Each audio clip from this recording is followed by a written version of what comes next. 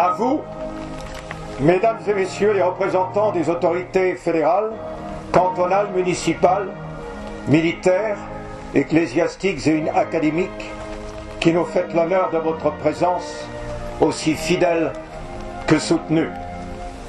À vous, Excellences, mesdames et messieurs les représentants des corps diplomatiques et consulaires, piliers de l'esprit de Genève.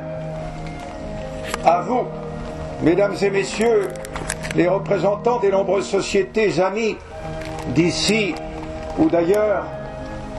À vous, fiers et fidèles porte-drapeaux, symboles de l'unité possible entre les nations et les peuples. À vous, libres officiers, sous-officiers et soldats, quelles que soient vos origines et vos uniformes.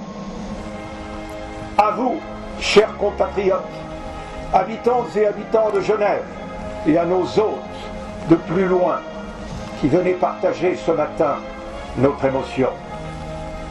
Enfin, et tout particulièrement à toi, la jeune et belle génération, grâce à laquelle il nous est toujours offert d'apprendre et de rester ouvert à la vie in memoriam. Rappelons-nous de la brièveté de notre existence et de l'éternité de notre destinée. Songeons au temps qui passe et ne reviendra plus, au devoir que nous avons d'en faire un sage emploi et de nous considérer comme les administrateurs consciencieux de ce bien si précieux qui nous a été confié. Écoutons, recueillis, cette admirable déclaration d'un grand patriote genevois juste avant la guerre du Sonderbund.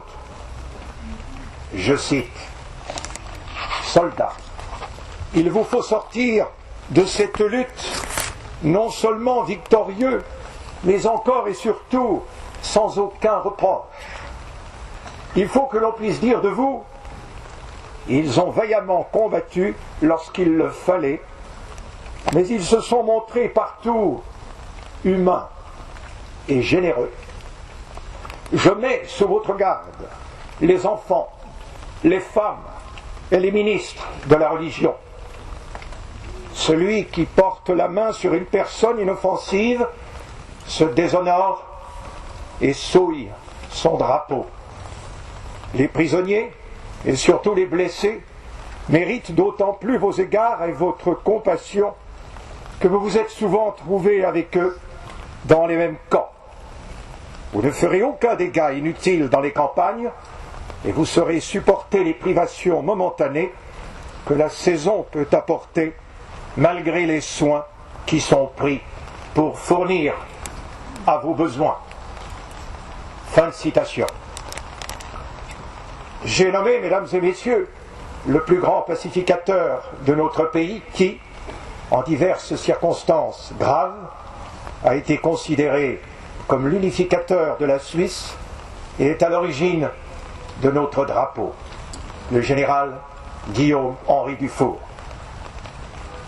À son ami Henri Dunant, qui lui envoyait son souvenir de Solferino, c'est dans le même état d'esprit qu'il répond, je cite: il faut que l'on voie, par des exemples aussi palpitants que ceux que vous rapportez, ce que la gloire des champs de bataille coûte de torture et de larmes.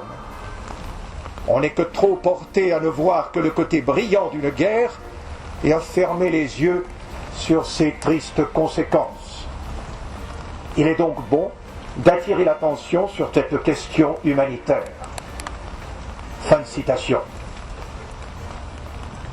En ces temps, tout fut dit dignement, grâce à l'intelligence d'un grand humaniste si dévoué au bien commun. Il servait les idéaux les plus élevés, dont la portée s'inscrit encore aujourd'hui fortement dans notre présent bien bousculé. Il y a exactement un quart de siècle, alors jeune commandant de bataillon ému et reconnaissant, je présidais pour la première fois cette noble cérémonie en relisant ces deux extraits. Je remercie le comité de mon repos et plus particulièrement son cher président, le major Alexandre Tchek, de m'avoir fait l'honneur de pouvoir m'exprimer ce matin. Je désire tout autant manifester avec vous toutes et vous tous, en ce dimanche du souvenir, ma reconnaissance au Tout-Puissant pour le bien-être, le bonheur d'être ensemble, la liberté et la paix dont il nous gratifie. Puisse-t-il nous inspirer dans nos choix comme dans nos actes. Respect des familles toujours présentes, des soldats morts pour nos patries, message de nos communautés à nos disparus, mémoire collective initiée suite à la Grande Guerre.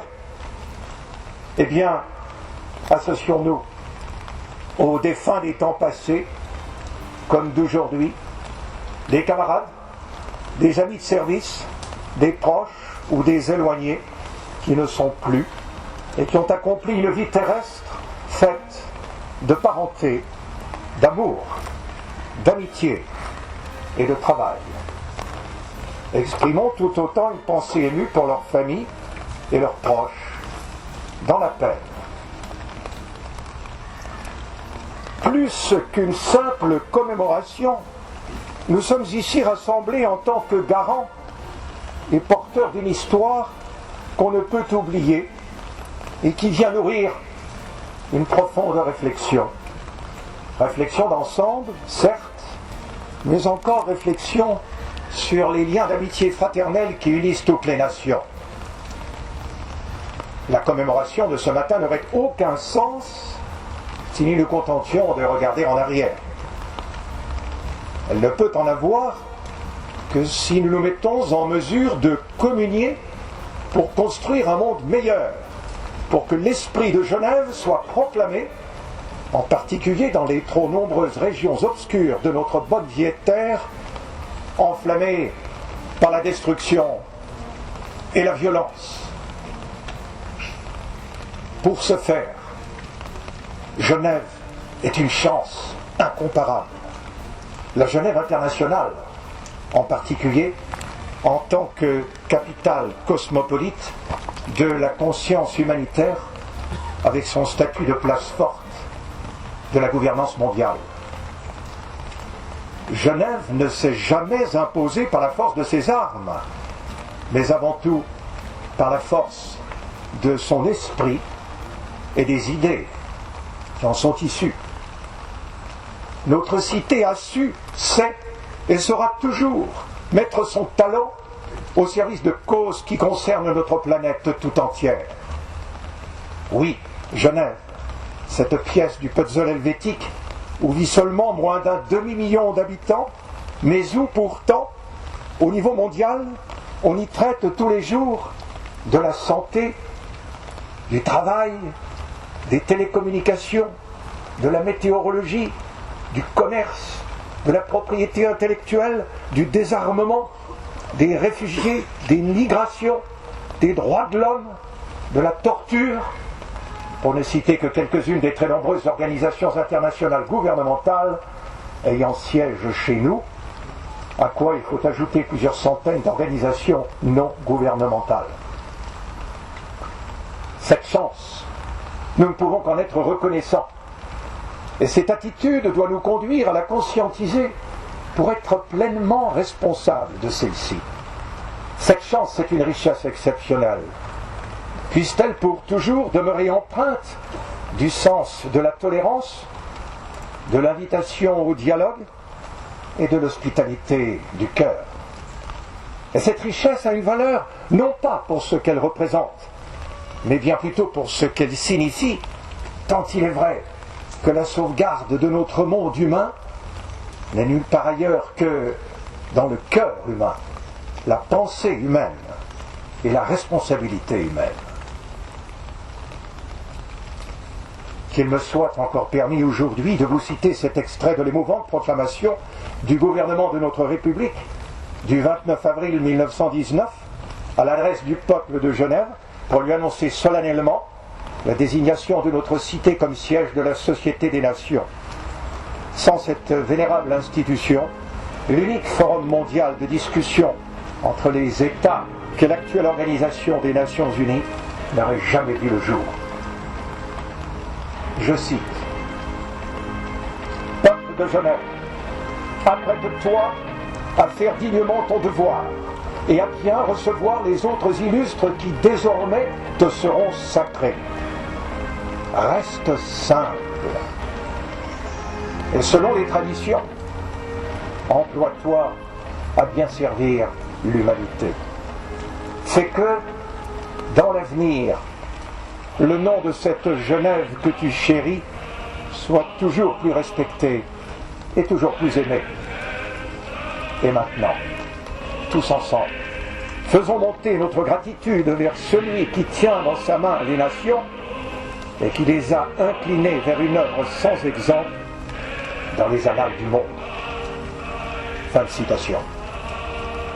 Eh bien, chers toutes et chers tous, que notre République et canton puissent encore et toujours être inspirés par cette puissante exhortation au moment où elle s'apprête à célébrer le bicentenaire de son entrée dans notre Confédération suisse sous l'égide historique de la nouvelle Constitution qu'elle s'est librement donnée.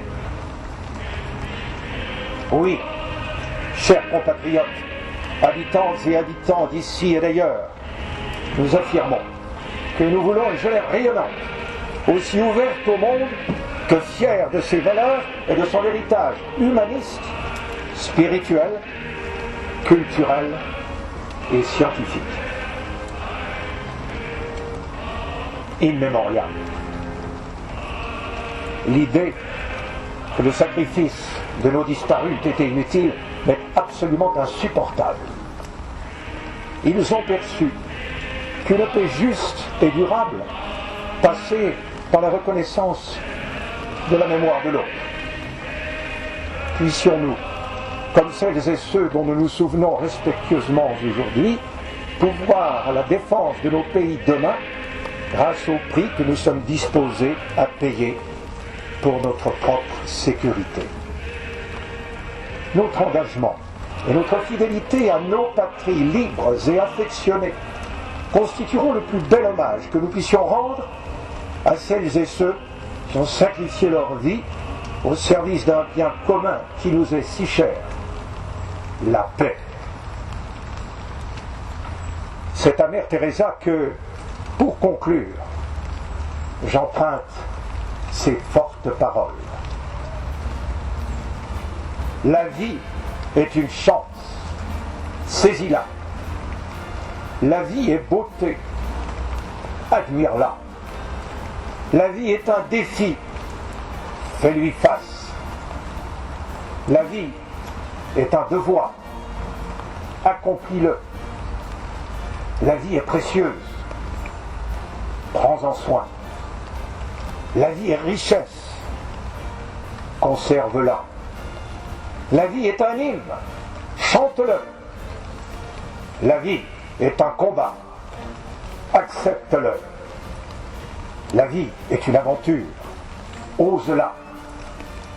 La vie est un bonheur, mérite-le. La vie est la vie, défends-la. In memoriam. En silence.